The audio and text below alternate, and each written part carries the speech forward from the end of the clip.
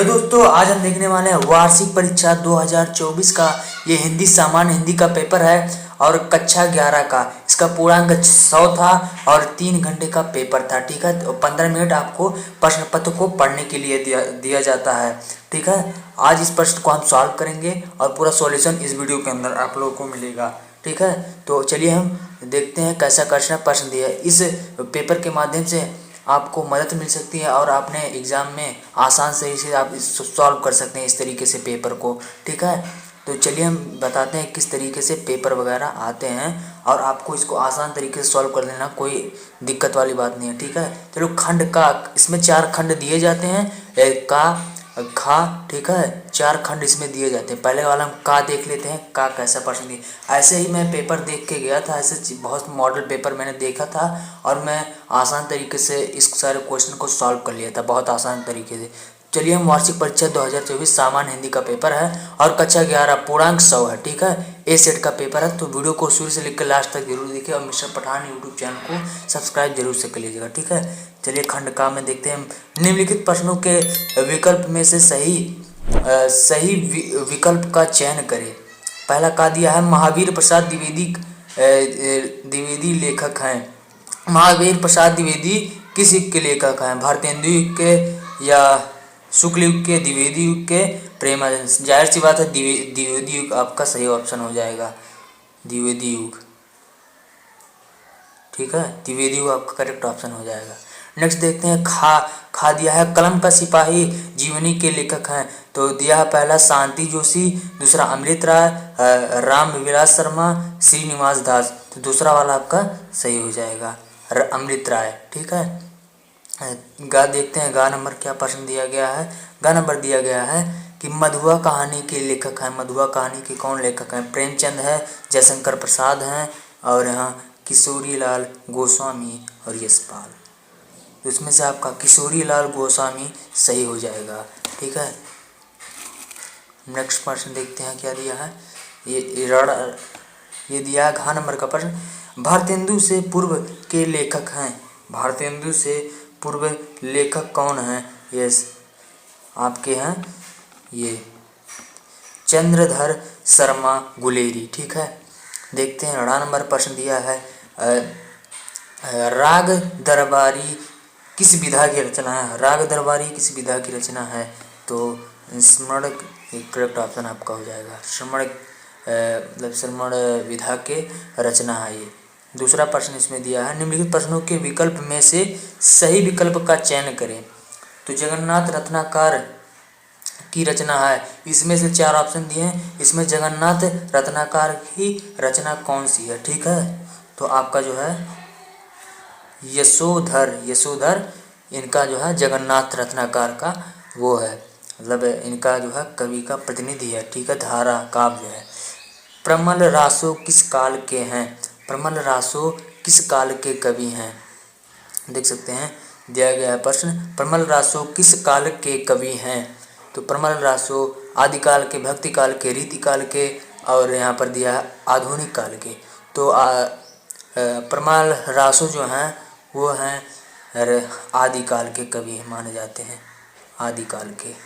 घ नंबर प्रश्न दिया है सोगीत है। सोगीत क्या है?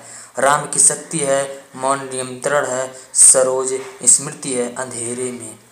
शोकगीत राम की शक्ति पूजा है। ठीक है, राम की शक्ति पूजा।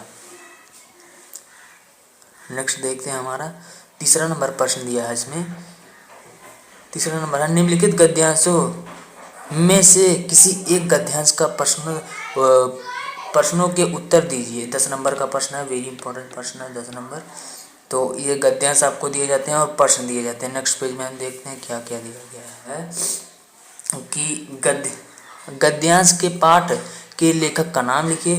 वो जो दिया गया था उसके गद्यांश का पाठ के लेखक का नाम लिखना है, इसकी व्याख्या करना, रेखांकन की व्याख्या करना है और कर्तव्य और ईश्वर ज्ञान के संदर्भ में लेखक ने क्या कहा। ठीक है, लेखक ने क्या कहा। और चौथा दिया है, किसी व्यक्ति के आचरण और उसकी आत्मा और कर्म के संबंध में लेखक ने क्या कहा। वो जो था आचरण, आचरण के नाम से यह आ गया कि ये जो है ये आचरण की सभ्यता। सरदार पूर्ण सिंह जो हैं लेखक, चौथे पाठ का चौथे लेसन का ये प्रश्न दिया गया है, गद्यांश दिया गया था, तो उसमें से ये बताया गया। तो आप इसका संदर्भ लिख दीजिए। प्रस्तुत गद्यांश हमारी पाठ्य पुस्तक हिंदी के आचरण की सभ्यता नामक पाठ से लिया गया है। इसका रचयिता सरदार पूर्ण सिंह हैं। ठीक, तो 5वां नंबर दिया है, किस अज्ञान से भी मानव का अहित नहीं होता। ठीक, ये तो पहला दिया था गद्यांश, दूसरा अथवा करके दिया, तो पहला वाला हमने कर दिया था, बहुत आसान था। नेक्स्ट हम देखते हैं चौथा, निम्नलिखित पद्यांशों में से किसी एक, वो गद्यांश था, इस गद्यांश पद्यांश से आपके प्रश्न दिए जाते हैं 10 नंबर के, आपको तैयार कर लीजिएगा। निम्नलिखित पद्यांशों में से किसी एक पद्यांश पर आधारित प्रश्नों के उत्तर दीजिए। ठीक, तो पहला दिया है इसमें, कहत नटत रीझत खीझत मिलत खिलत लजियात, भरे भवन में करत है नैनुन ही सौ बात। तो पहला पद्यांश यहाँ पर देख सकते हैं, पहला दिया है यहाँ, ये किसका है, मतलब दिया गया पहला पद्यांश के पाठ और लेखक का नाम लिखिए। पद्यांश और पाठ का लेखक का नाम, रेखांकित अंश की व्याख्या, ये जो रेखांकित अंश दिया है इसकी व्याख्या करना आपको। मानव शरीर में पेट का स्थान नीचे है। ठीक, हृदय का ऊपर और मस्तिष्क का सबसे ऊपर, पशुओं की तरह उसका पेट और मानस समांतर रेखा में नहीं है। जिस दिन वह सीधे तन कर खड़ा हुआ, मानस ने उसके पेट पर विजय की घोषणा कर दी। ठीक है, बस ये जो है लाइन दिया गया है, इसकी आपको व्याख्या करना आसान तरीके से कर सकते हैं। नेक्स्ट दिया है, नायक नायिका ने किसके संकेत से एक दूसरे से मिलने के लिए कहा। तो नायक नायिका ने मना करने की चेष्टा का नायक पर क्या प्रभाव पड़ा। 5वां दिया, घर में अन्य लोगों की उपस्थिति, घर में अन्य लोगों की उपस्थिति का ध्यान आने पर क्या हुआ। ठीक है, ध्यान आने पर क्या हुआ। अथवा नेक्स्ट दिया है अथवा करके, इंद्र निज हेरत फेरत गज इंद्र अरु, इंद्र को अनुज हरै दुग धन दिस को। भूषण, भूषण से नाम से याद है कि भूषण नाम का एक कवि हैं पद्यांश में, तो उसी के पाठ से लिया गया है। ठीक है, आप सॉल्व कर लीजिएगा, वही से पहले वाला हमने सॉल्व कर लिया था आसान तरीके से। तो हम नेक्स्ट प्रश्न देखते हैं क्या दिया। सो स्टूडेंट 5वां नंबर का प्रश्न दिया है, निम्नलिखित में से किसी एक लेखक कवि जीवन परिचय देते हुए उनकी प्रमुख रचनाएं लिखिए। ठीक है, उनकी प्रमुख रचनाएं लिखना है।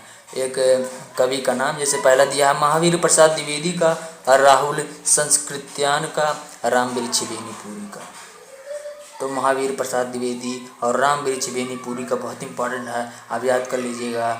और हैं भारतेंदु हरिश्चंद्र, उनका भी याद कर लीजिएगा, आपके 12th में बहुत इंपॉर्टेंट दिया जाता है। ठीक है, और दिया है खान नंबर, निम्नलिखित में से किसी एक कवि का साहित्य परिचय देते हुए उनकी महत्वपूर्ण रचनाओं यानी कृतियों का उल्लेख कीजिए। लगभग शब्द सीमा 80 शब्दों में लिखना है इसको। पहला दिया है महाकवि भूषण बिहारी लाल तुलसीदास, अब सूरदास कबीरदास बिहारी लाल। ठीक है, ये सब याद कर लीजिएगा, आपको फुल में फुल नंबर दे दिया जाएगा, 5 नंबर, यानी 10 नंबर आपका फिक्स हो जाएगा, 10 नंबर। ठीक, तो हम नेक्स्ट पेज में डालते हैं और देखते हैं। तो स्टूडेंट हम नेक्स्ट पेज में आ गए। नेक्स्ट 6वां प्रश्न दिया है, बलिदान कहानी की विषय वस्तु पर प्रकाश डालिए, 80 शब्दों में लिखना है। 5 नंबर का प्रश्न है, 5 नंबर का प्रश्न है। और समय कहानी का नायक कौन है, उसका चरित्र चित्रण लिखिए। ठीक, 80 शब्दों में भी लिखना है। और स्वपठित नाटक की नायिका का चित्र चित्रण अपने शब्दों में व्यक्त कीजिए, 80 शब्दों में भी लिखना। अथवा प्रश्न दिया है, स्वपठित नाटक के उद्देश्य पर प्रकाश डालिए, 80 शब्दों में ये भी लिखना है, तब आपको 5 नंबर दिया जाएगा। 8वां नंबर प्रश्न है, निम्नलिखित संस्कृत गद्यांशों में से किसी एक गद्यांश संदर्भ सहित अनुवाद करना है। ये सब जो दिया है संस्कृत वाला प्रश्न, आपको इसको तैयार कर लेना है, देख लेना है। आपको 5 यानी 2 नंबर संदर्भ का दिया जाएगा और 5 नंबर अनुवाद का दिया जाएगा। तो ये आप देख के अपने बुक से तैयार कर लीजिएगा। बहुत इंपॉर्टेंट प्रश्न दिया जा रहा है ये, ठीक है। नेक्स्ट हम देखते हैं 9वां नंबर का प्रश्न क्या है। निम्नलिखित मुहावरों एवं लोकोक्तियों में से किसी एक अर्थ लिखकर वाक्य प्रयोग कीजिए। पहला है पेट में दाढ़ी होना, दूसरा सिर उठाना, तीसरा लोहे के चने चबाना, चौथा है हवाई किले बनाना। 10वां नंबर प्रश्न है निम्नलिखित, मतलब इसको जो है मुहावरे लिखना है आपको। बहुत आसान तरीके से लिख सकते हैं, 1-1 2 नंबर फिक्स हो जाएगा। इसमें से आपको 2 लिखना है, 4 दिया है 2 लिखना है। 10वां कर दिया है निम्नलिखित शब्दों के संधि विच्छेद के सही विकल्प का चयन कीजिए। तो सुक्ति का संधि विच्छेद क्या होगा? सुक्ति का हो जाएगा सुक्ति, ये पहला वाला आ वाला सही हो जाएगा, ठीक। हम नेक्स्ट देखते हैं दूसरा नंबर, वसुत्व का संधि विच्छेद क्या होगा? तो ये हो जाएगा बा वाला, ठीक है। नेक्स्ट देखते हैं हमारा क्या है। तीसरा नंबर है तेथित का संधि विच्छेद क्या होगा? तेथित ये हो जाएगा सा, करेक्ट ऑप्शन, ठीक। नेक्स्ट देखते हैं हमारा क्या है। खा नंबर प्रश्न दिया है दोस्तों, खा नंबर प्रश्न दिया है निम्नलिखित शब्दों की विभक्ति और चयन के अनुसार कीजिए। 1 नंबर एक प्रश्न दिया है, लिखा है नवभ्याम में विभक्ति वचन होगा। तो ये हो जाएगा पष्टी बहुवचन, ये आपका सही हो जाएगा, वाला आपका करेक्ट ऑप्शन हो जाएगा। दिया आत्मम के विभक्ति वचन का है, ठीक है। ये पष्टी एक वचन, पंचमी द्विवचन, द्वितीय बहुवचन, चतुर्थी बहुवचन। तो इसमें से कौन सा सही है? दा वाला चतुर्थी बहुवचन आत्मम विभक्ति का वचन है, ठीक। 11वां नंबर प्रश्न है। 11वां नंबर प्रश्न दिया गया है का निम्नलिखित शब्द युग्मों का सही अर्थ चयन करके लिखिए।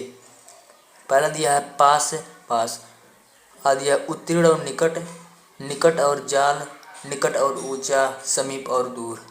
पास तो निकट और समीप और दूर, ये दा वाला सही हो जाएगा, ठीक है। दूसरा दिया है अम्बुज। तो इस प्रकार से दिए हैं, आप सॉल्व कर लीजिएगा। वीडियो ज़्यादा बड़ा होता जा रहा है, वीडियो को अपलोड करने में ज़्यादा MB भी लग सकता है। नेक्स्ट प्रश्न हम देखते हैं क्या, बराहवा देख लेते हैं प्रश्न क्या है। हास्य और ये बहुत इंपॉर्टेंट बराहवा क्वेश्चन जो है, बहुत इंपॉर्टेंट प्रश्न दिया जाए आपके बोर्ड एग्जाम में, बहुत इंपॉर्टेंट है। हास्य रस अथवा शांत रस का स्थायी भाव, साथ उनकी परिभाषा सहित लिखना है। खा नंबर है रूपक अलंकार उत्प्रेक्षा अलंकार का लक्षण उदाहरण सहित 2-2 नंबर का 6 नंबर आपका फिक्स हो जाएगा। आसान तरीके से कुछ याद कर लीजिएगा। रोला और हरिगति की छंद का लक्षण एवं उदाहरण लिखना है, ठीक है। तो 13वां नंबर दिया है बढ़ते हुए संक्रमण रोग की रोकथाम के लिए मुख्य चिकित्साधिकारी को एक प्रार्थना पत्र लिखना है। 6 नंबर इसमें भी दिया जाएगा। अथवा दिया है अपने नगर की सार्वजनिक भूमि पर हुए अवैध कब्जे को हटाने के लिए नगर पालिका अध्यक्ष को एक शिकायती पत्र लिखिए, ठीक। चाहे लिखिए, आपको नंबर दे दिया जाएगा, ठीक। तो नेक्स्ट देखते हैं 14वां और लास्ट प्रश्न हमारा है निम्नलिखित विषय। इसको तो बहुत इंपॉर्टेंट प्रश्न है, आपको इसको लर्न यानी लिखने के तरीका जान लेना है। अगर आप कमेंट करेंगे तो इसका पूरा सोल्यूशन मिल जाएगा। और आपको अगर निबंध लिखना नहीं आता है तो आप कमेंट करके बता दीजिएगा, हम आपको निबंध लिखने का तरीका बता देंगे। 14वां निम्नलिखित विषयों में से किसी एक विषय पर अपनी भाषा शैली में निबंध लिखिए। पहला छात्र और अनुशासन, अंकवाद, समस्या समाधान, देशाटन के लाभ, साहित्य और समाज। इसके बारे में आपको दोस्तों यही था वार्षिक परीक्षा 2024 सामान्य हिंदी का पेपर। ये था 100 पूर्णांक था इसका, 3 घंटे 15 मिनट का A सेट का पेपर था। तो चलिए मिलते हैं एक नई वीडियो के साथ, तब तक के लिए बाय बाय, टेक केयर।